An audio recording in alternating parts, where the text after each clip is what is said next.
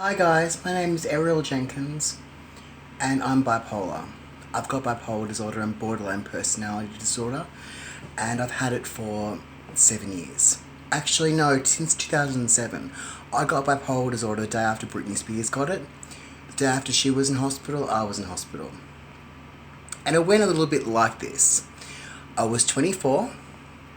I was doing Latin American dancing at Granada Dance Centre as Ben. Because that's me as Ben. I'm a guy. I'm not a girl. My name is Ben Ashford. I'm a gay femboy. I'm transgender. And I'm also Bethany as well as being bipolar. So basically, no one knows this. I'm going to put it on YouTube. I put this wig on my head. Like so. Put it on. And I get it looking good. And then suddenly, I'm Bethany. Okay? Just a minute. And then suddenly, I am Bethany. As simple as that. Hey, now I'm Bethany. So I've got two identities. I'm Ben and I'm Bethany. Now, with the bipolar, got it in 2007. I was walking into a new age shop and I bought a pack of angel cards, angel tarot cards. And I said a prayer, all the angels come in. And then I went crazy and smashed up my room, hissed at my mother, bent over and spread my asshole at her and said, "Take this bitch." And the cat team came and took me to the mental hospital. They held me down on a table and my heart was racing and I was going through a manic psychosis. So my whole body was like intense. I was manic. I was high. I was beyond high. I was so high that I could have died. They gave me an injection in the butt and they gave me risperidone and Epilim. Epilim is sodium valproate. It's medicated salt. I gained 40 kilos from that medication. My cousin Lillian said if I got bipolar, I just wouldn't take the fucking medication. But they make you. They have workers that come over to your house. They put you on a court order. So if you don't take your medication, you get put in jail or get put into a psychiatric ward for life. Like the Remand Centre, which is a psychiatric prison for mentally ill people that don't respond to medication who have committed crimes. They get put in the Remand Centre in Australia, which is basically a psychiatric prison where you're locked up in a cell and white walls and you're given like a base. It's like being worse than being in jail. Okay, like jail for mentally ill people. I've been to the Alfred as well, many times. They all know me very well there. They know Ben James, the Alfred, don't they? Because I'm Ben James as well. I was Ben Kimpton, then I became Ben James because I've got rapid cycling bipolar.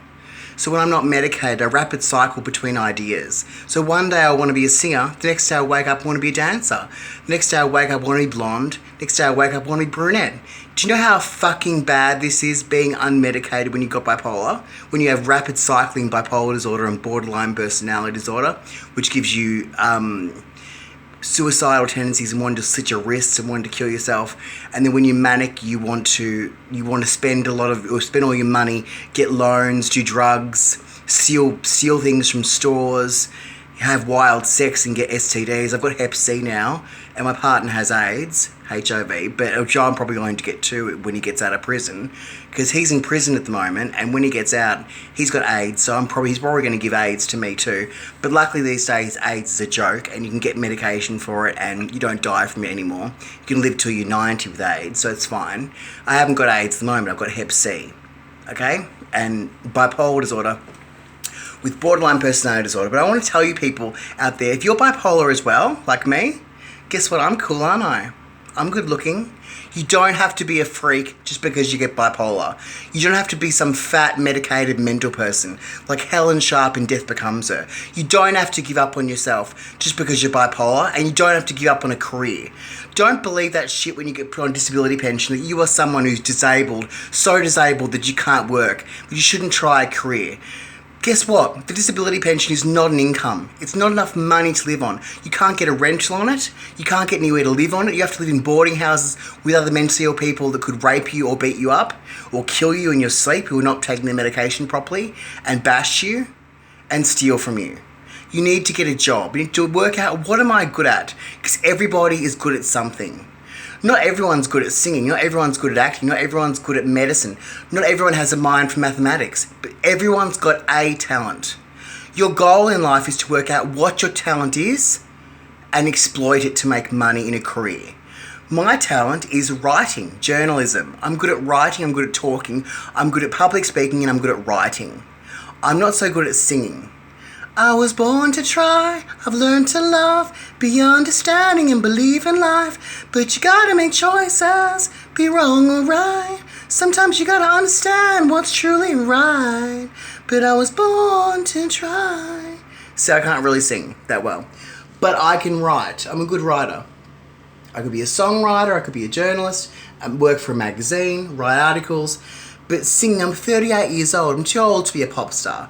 No one's going to buy my record, and these days people don't buy records anyway in music. People download the music off YouTube, convert it to an audio file, or they buy it off iTunes, or they just get it for free off the internet, and they don't pay for music anymore. But what I'm trying to say is, when I first got bipolar, I looked up on YouTube bipolar people who've got bipolar, and I thought to myself, my God, they're all ugly, they're all freaks, they're all like so weird, like there's no one good looking with bipolar that I understand that. And then I found out Britney Spears had bipolar. I thought to myself, okay, but now when she first came out of hospital, she was so bloated and she got fat and she started doing that My Piece of Me song. And I swear to God, that song sounded like, you want a piece of me, you want to piss on me. That's what it sounded like to me. And she looks all bloated and retarded and all my friends say, oh yeah, Britney Spears is definitely spastic now. Like, she's gone spastic and fat. Spastic, fat and retarded, and she can't dance anymore, and her medication's made her into a zombie, and she just is a fat, medicated zombie that's bloated and retarded. And her boyfriend's with her because he wants the kids to have sex with her, or wants to take all her money when she gets off the conservatorship. That's what everyone says about her, and it's horrible, but it's true. What do I say about me? Oh, he's just a fucking faggot with a wig on. Who's broken, drug addicted. Totally crazy. Totally weird, and doesn't realise, no, just because you're transgender doesn't make you crazy. I'm a gay femboy, I'm transgender and gay. I'm a gay guy that likes men sexually, doesn't like men, doesn't like girls sexually, never has, never will. Tried fucking girl once, didn't enjoy it, felt nothing. I'm sexually attracted to males only, boys, twinks and guys and dads, but not fucking girls and not trannies. I've only fucked a tranny once. They fucked me, I didn't fuck them. I'm not interested in fucking trannies or girls or anything that looks feminine. I'm interested in fucking men. And I don't even want to fuck anybody at the moment because I'm in love with Troy, my boyfriend from prison, who's at Port Phillip Prison at the moment. He's been in prison for 4.5 years and he's got another 4.5 years to go. And if he appeals it, he might get a few years off, but he's still looking at least another 1.5 to 2 years in prison. Maybe longer. So I miss him every day. And he was my strength. He was my man. And I just talked to him on the other day when he called me up and he goes, Ben, why didn't you answer my calls? And I said, because my phone was blocking anonymous calls automatically. And for the last 2 years, I've had phones stolen. I've had my number changed so many times. Every time you try to call, I'm usually sleeping or on drugs or my phone, I don't hear the call, and I'm so sorry. And I said, look, I'll try to answer the calls, and I'll save this number under Troy Calling, so I answer all your calls in future, but I'm going to try to put $100 in his account in prison. I want to take care of him, you know. He's always taken care of me. For 5 years, when we were best friends, he took care of me. He was the man. Well, just because I'm a femboy doesn't mean I can't take care of him as well. Because if I'm a femboy, that means I've got feminine traits. And the whole role of a woman is to take care of a man. I know he wouldn't say that I'm the boyfriend, but I've been with him for 5 years. I am the boyfriend. I'm the closest thing to a partner that Troy's ever going to get. I'm the closest thing to a life partner that Troy's ever going to get because he's so unstable and he's so nasty to everyone and he's so complicated, but he's not a bad person. He's a good person. He only beats up the girlfriends because they cheat on him. And he can't stand infidelity. He needs to be with someone who lets him have an open relationship, so he gets to have sex with whoever he wants, but needs to be with someone that lets him do that and have his sexual freedom so he feels like he's not tied down to anything too annoying, but someone who's not going to cheat on him. Now, I'm not interested in sex with other people. I don't need to have casual sex to to fulfill some kind of sexual urge. I'm like Charlotte from Sex and the City. I just want the fairy tale marriage, the loving relationship, and love with one person for the rest of my life till I die. I know it sounds boring, but that's all I want. It's all I've ever wanted since I've been 24 years of age. I don't find casual sex enjoyable. I find pornography enjoyable, and I've got a sick and perverted mind, but I've got a pure heart. That's a good combination. A sick and perverted mind, but a pure heart. I just want love. Pure love. And I've got love with him. He loves me.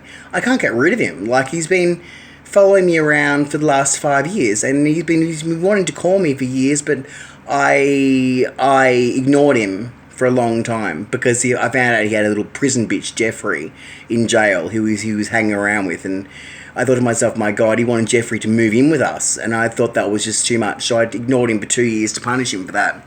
So when he called me the other day, he didn't mention Jeffrey, and that's a good thing, because there's only so much I can take. I've been in love with him for 5 years, and true to him now for 9, and it's like, how much does one person have to take? He doesn't want to refer to me as a boyfriend or a girlfriend. He doesn't like me wearing the wig, even though it was his idea for me to become transgender in the first place. He told me I had to become transgender in order to not get murdered by Alexandra Veniafakis, who basically told me that she thought that I molested her son, Joseph, who actually was having sex with my boyfriend Jason Coots at the time, who I was dating for 3 years, and then I find out that he's really having a thing with some 12-year-old kid, and the 12-year-old kid gets upset when Jason Coots rejects him for me, and so makes out to his mother that I was abusing him. And I never touched you, Joseph, or anyone else for that matter. I've never raped anyone in my life. I'm a bloody good person. I'm a Christian, a satanic Christian, but still a Christian. Even though I worship the devil, I still love Jesus and I still respect God. And I do not want to rape anybody. I wouldn't enjoy it. The smell of shit, yuck. If you're raping someone, think about it. You're going to get shit in your dick, because people, if they don't know they're going to get anal, if they're getting anal while they're asleep, they're not going to be prepared for it, so they're going to get shit all over their dick. So anyone who's a rapist is obviously into scat, and everyone knows it. Sorry, Troy, but it's true. If you're into rape, you're into scat. Because basically, people don't know, people don't know they're getting anal, and it's a surprise to them, and they're asleep, for example, and usually around 4 a.m. is when the people rape you, when you're lying in your bed and you're staying at a drug dealer's house, or you're with a friend, if they rape you, right? And Jason Coots raped me and Troy Jenkins raped me. They both raped me for 3.5 years each. Okay? But basically, I don't care. Jason Coots used to walk into the room and his pants were undone, and one time I saw him, caught him with his pants undone over my bed, and then I heard Alexandra Veniafakis from South Yarra, Malvern Road, South Yarra, Victoria, Australia. She basically from Unit 8 upstairs, 241 Malvern Road. She basically said to me, said to Jay, Ben's asleep now, you can go in now. And I saw him undo his pants over my bed, and that's when I realised he was raping you. And one day I said to him, how does my perfume smell, Jay? And he was like, smells like rape, Ben. And then I found out he fucked my cousin Cameron, because his Cameron's father is Graham Addy. And one time he said to me, you think that your real parents are Priscilla Pope and Graham Pope, right? That's what I was thinking at the time, because I was mentally ill and I thought my parents were someone else, because Sarah, my sister, was telling me, you don't have the nose like Mum, where that nose come from? You look like Prill and David, you're Prill and David's bastard child. And she got it into my head, so I started to believe it. And then I got sick off her medication, really believed it, and believed Prill was my mum.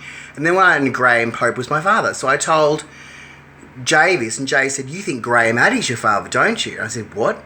Graham Addy? How do you know him? That's my cousin's father. Oh my God, you've met Cameron. He goes, oh, yeah, I have. And then I heard Alexandra say, Jay's got a new boy in his life, Cam. And I thought, my God, he's fucked my cousin. My cousin's fucked my boyfriend, Jay. And now Jay's not interested in me anymore. And then he moved out, and then I was so lonely, and that's when I met Troy.